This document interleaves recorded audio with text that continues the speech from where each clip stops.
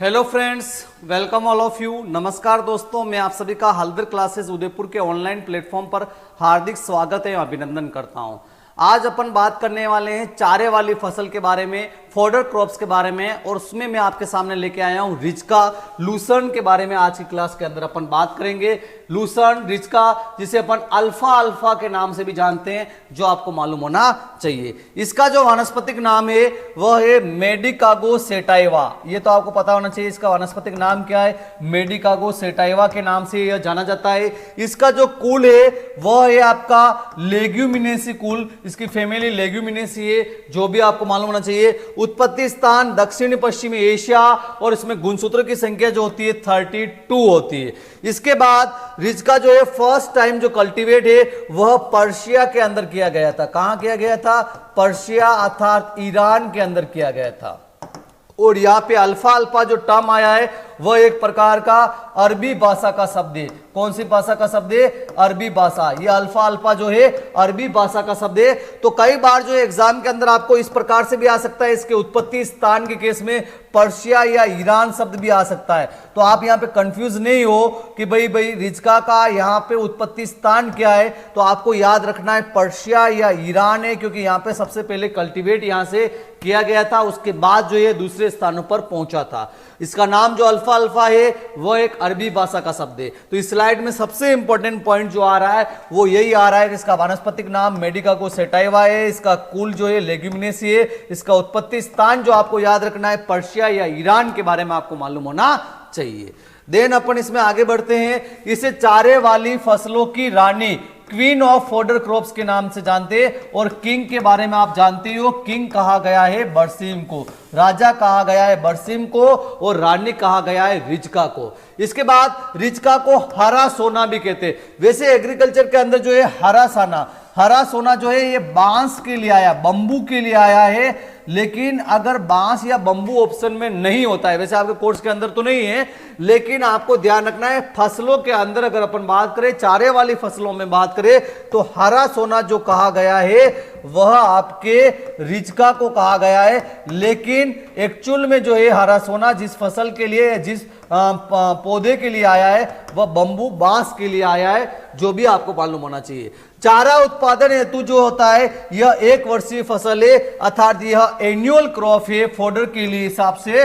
लेकिन बीज उत्पादन की दृष्टि से जो रिजका जो होता है वह आपका बहुवर्षीय फसल है, पेरेनियल क्रॉप है, जो भी आपको मालूम होना चाहिए। भाई चारे के लिए ले रहे हो तो ये आपकी जो है आपकी एक वर्षीय फसल है, एनुअल क्रॉप है। लेकिन अगर आप दाने के लिए ले रहे हो तो उस केस में जो है ये आपकी बहुवर्षीय या पेरेनियल क्रॉप के रूप में जानी जाती है। पाचनशीलता बरसीम की तुलना में कम होती है, क्योंकि बरसीम की पाचनशीलता 70% के आसपास होती है, और इसकी पाचनशीलता जो होती है रिजका की 65% के आसपास होती है, जो बहुत कम है। इसी कारण से जो अधिक रिजका खा लेने पर पशुओं में जो है आफरा या ब्लोट की समस्या रहती है, और जिसको कम करने के लिए अपन ट्रोकोर कैन्युला का प्रयोग यहां पे किया जा सकता है। परागन जो होता है इसमें पर परागन या क्रॉस पोलिनेशन जो होता है वह मधुमक्खी, हनीबी या बटरफ्लाई के द्वारा किया जाता है। तो इस केस में जो सबसे इंपॉर्टेंट पॉइंट आ रहा है, जो एग्जाम के हिसाब से आपको ध्यान रखना है, चारे वाली फसलों की रानी के रूप में इसको अपन जानते हैं। इसे हरा सोना भी कहा गया है। यह एक वर्षीय है जब चारे के लिए ले रहे हो, और यह बहुवर्षीय है जब दाने के लिए ले रहे हो। ये पॉइंट आपको ध्यान रखना है। इसके बाद इसकी पाचनशीलता बरसीम की अपेक्षा कम होती है। देन अपन इसमें आगे बढ़ते हैं। इसमें क्रूड प्रोटीन 15 से 20% होता है। रिजका और महुआ के अंदर जो एक पदार्थ पाया जाता है, एल्कलॉइड पाया जाता है, सेपोनिन या ऑक्जेलिक। ये आपको ध्यान रखना है, इसके अंदर सेपोनिन या ऑक्जेलिक अम्ल पाया जाता है। रिजके में पीलापन काफी वेरी इंपॉर्टेंट, एग्जाम के अंदर पूछा जा सकता है, 5 स्टार लगाना है इसको। रिजके की पत्तियां पीली पड़ने लग जाती है, किसकी वजह से?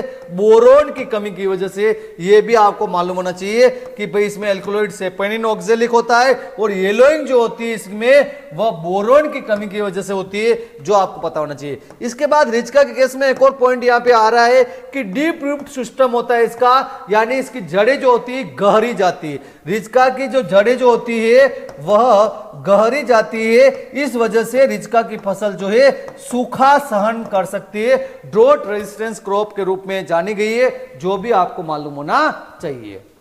देन अपन इसमें आगे बढ़ते हैं, इसकी कौन कौन सी किस्में हैं। तो यहाँ पे बहुत सारी किस्में आपको बताई हुई है, लेकिन सबसे इंपॉर्टेंट किस्में इसकी जो आपको ध्यान रखनी है, एक तो आनंद सीरीज की जो किस्में है वह आपकी रिचका की किस्में जो आपको पता होना चाहिए। इसके बाद सिरसा 8 और 9 जो किस्म है वह आपके रिचका की किस्म है। इसके बाद जो सबसे इंपॉर्टेंट किस्म यहाँ पे आ रही है वह आ रही है Chetak, that is the S244। और चेतक वैसे आपको पता हो तो चेतक जो एक और किस्म है वह आपके अफीम की किस्म का नाम भी चेतक ही है।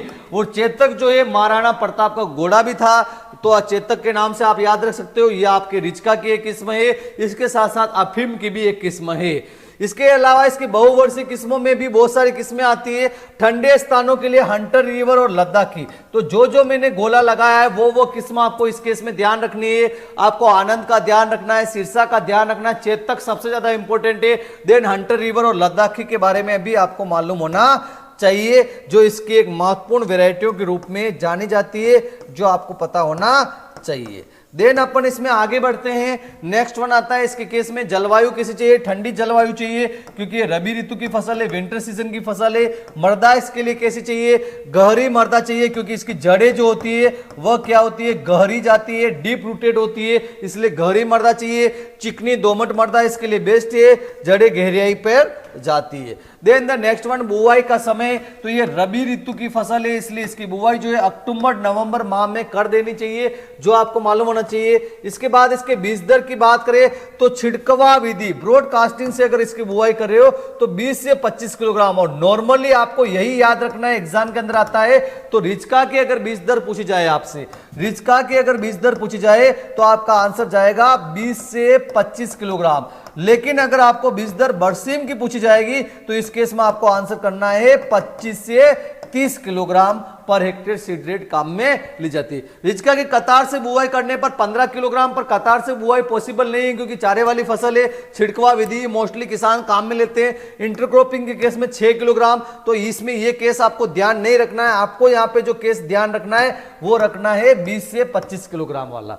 देन ज्यामिति की बात करें तो रोड टू रोड जो है 15 से 20 सेंटीमीटर की डिस्टेंस रखनी चाहिए अगर लाइन सोइंग कर रहे हो आप। तो यहां पे सबसे इंपॉर्टेंट इसकी बुआई का समय है भाई, रबी के अंदर अक्टूबर नवंबर में इसकी बुआई करते हैं और 20 से 25 किलोग्राम पर हेक्टेयर इसकी बीज दर लेते हैं, जो आपको ध्यान होना चाहिए। देन आता है इसका बीजोपचार, तो आपको पता है इसके रिचके के अंदर सबसे इंपॉर्टेंट खरपतवार उगता है अमरबेल। कौन सा खरपतवार आता है इसमें, अमरबेल की समस्या, कस्कुटा की समस्या, जिसे डोडर के नाम से और जानते हैं। तो इसकी समस्या सबसे ज्यादा भयंकर रहती है। उसके लिए नमक के घोल से बीजों को उपचारित करते हैं, यानी नमक के घोल में बीजों को डाल देते हैं। तो अमरबेल के बीज जो होते हैं हल्के होते हैं, वो ऊपर आ जाते हैं, उनको निथार के अलग कर दिया जाता है। देन रिचका के बीजों की बुआई कर दी जाती है। इसके बाद रिचका वाली जो फसल है ये आपके लेग्यूमिनेसी फसल है, और लेग्यूमिनेसी फसल के केस में इसमें जो राइजोबियम की प्रजाति काम में लेंगे वो राइजोबियम मेलेलोटाई काम में ली जाती है। ये भी आपको ध्यान रखना है एग्जाम पॉइंट ऑफ व्यू से। तो ये दोनों ही जो सीड ट्रीटमेंट के तरीके हैं आपके लिए काफी इंपॉर्टेंट है कि भाई नमक के घोल से उपचारित किसके लिए करते हैं, अमरबेल के बीजों को अलग करने के लिए, और दूसरा इसमें से कौन सा कल्चर इसके लिए काम में लेते हैं, तो राइजोबियम मेलेलोटाई नाम का जो कल्चर है वो काम में लेते हैं। और कल्चर का वही 3 पैकेट 200-200 ग्राम के यानी 600 ग्राम जो है पर हेक्टेयर बीजों के लिए काम में लिया जाता है, जो आपको मालूम होना चाहिए। इसके बाद उर्वरक की बात करें तो नाइट्रोजन इसको 20 से 25 किलोग्राम और फास्फोरस जो है 60 से 75 किलोग्राम पर हेक्टेयर की रिक्वायरमेंट इसकी होती है। सिंचाई की बात करें तो विंटर सीजन के अंदर, सर्दियों के अंदर जो है इसमें 20 से 25 दिन के अंतराल पर सिंचाई करनी चाहिए इंटरवल पर, और समर के अंदर, गर्मी के अंदर जो है आपको 8 से 10 दिन के अंतराल पर सिंचाई करने की आवश्यकता रिचके की फसल के अंदर होती है, जो आपको मालूम होना चाहिए। देन खरपतवार की बात करें तो सबसे इंपॉर्टेंट इसका खरपतवार आता है अमरबेल। अमरबेल जिसे कस्कुटा या डोडर के नाम से जाना जाता है, काफी इंपॉर्टेंट है, आपको ध्यान रखना है। इस प्रकार का ये पौधा होता है, रिचके की फसल के अंदर आपको दिखाई दे सकता है। ये इसका पूर्ण तनाजीवी यानी कि कंप्लीट स्टेम पैरासाइट, ये भी एग्जाम में आपसे पूछा जा सकता है। पूर्ण तना परजीवी खरपतवार है और इसके नियंत्रण के लिए जो है डाइक्वेट और पेराक्वेट, ये अक्सर एग्जाम में ये भी पूछा जा सकता है, जिसे ग्रेमेक्सोन के नाम से जानते हैं, इसका प्रयोग कर सकते हैं। वैसे पेराक्वेट और डाइक्वेट जो होते हैं एक प्रकार से अपन कहें कि अवर्णनात्मक होते हैं, नॉन सेलेक्टिव हर्बिसाइड होते हैं, जो सभी प्रकार के वनस्पति को नष्ट कर सकते हैं, काफी ज्यादा जहरीले होते हैं, लेकिन इसका नियंत्रण जो है कस्कुटा या अमरबेल के लिए किया जाता है, क्योंकि एक परजीवी खरपतवार है और इसका नियंत्रण बहुत मुश्किल से होता है, इसलिए यहां पे पेराक्वेट और डाइक्वेट का प्रयोग किया जाता है। तो ये स्लाइड आपके लिए काफी इंपॉर्टेंट है कि भाई रिचके के अंदर कौन सा खरपतवार जो है सबसे ज्यादा समस्या पैदा करता है, अमरबेल या कस्कुटा करता है, जो पूर्ण तना परजीवी कंप्लीटली स्टेम पैरासाइट है, जिसके नियंत्रण के लिए पेराक्वेट और डाइक्वेट नाम के खरपतवार नाशी का प्रयोग किया जाता है। देन आता है नेक्स्ट वन, इसकी कटाई कब करते हैं? तो चारे वाली फसल है तो इसकी पहली कटाई 55 से 60 दिन पर, और इवन आपको पता हो तो बरसिम के केस में भी पहली कटाई 55 से 60 दिन पर करते हैं, रिचका के केस में भी पहली कटाई 55 से 60 दिन पर करते हैं, और जय के केस में भी पहली कटाई 55 से 60 दिन पर करते हैं। तीनों के तीनों जो आपकी चारे वाली फसलें हैं उसमें कटाई औसतन 55 दिन बाद जो है करते हैं पहली कटाई। उसके बाद वाली कटाई है जो हो सकता है किसी में ज्यादा अंतराल रखते हैं, किसी में कम अंतराल रखते हैं, लेकिन इसके केस में जो अंतराल रखते हैं वह 25 से 35 दिन का अंतराल पर बाद की कटाइयां इसमें की जाती है। अगर बीज उत्पादन के लिए ले रहे हो तो जनवरी के अंत तक कटाई आपको रोक देनी चाहिए, उसके बाद नियमित अंतराल पर हल्की सिंचाई करें और लवणीय जल से पुष्पन तक कर सकते हैं। बीज जो है कटाई के लिए फसल को मई के अंत तक जो है बीज कटाई के लिए रखा जाता है। उपज की बात करें तो हरे चारे की इसकी जो उपज होती है 700 से 1000 क्विंटल, ये आपको ध्यान रखना है अगर हरे चारे वाली फसल है, और यही आपके बरसिम के केस में जो था 1000 से 1200 क्विंटल जो है हरे चारे की उपज प्राप्त हो रही थी, जबकि रिचके के अंदर जो है हरे चारा जो है 700 से 1000 क्विंटल प्राप्त हो रहा है। और इसमें बीज उत्पादन जो होता है 2 से 3 क्विंटल होता है। अगर बीज के लिए अगर आपने फसल ली है तो ये आपको मालूम होना चाहिए। तो हरे चारे वाला प्रोडक्शन आपको यहां पे ध्यान रखना है। इस स्लाइड के अंदर 2 पॉइंट काफी इंपॉर्टेंट है। सबसे पहली इसकी कटाई कब की जाती है, नंबर सेकंड इसके हरे चारे का प्रोडक्शन कितना होता है, जो आपको मालूम होना चाहिए। ये हो गया रिचका के बारे में इंपॉर्टेंट पॉइंट्स जो अपन ने यहां पे डिस्कस किए, जो आपके एग्जाम में आपसे पूछे जा सकते हैं। Thank you very much.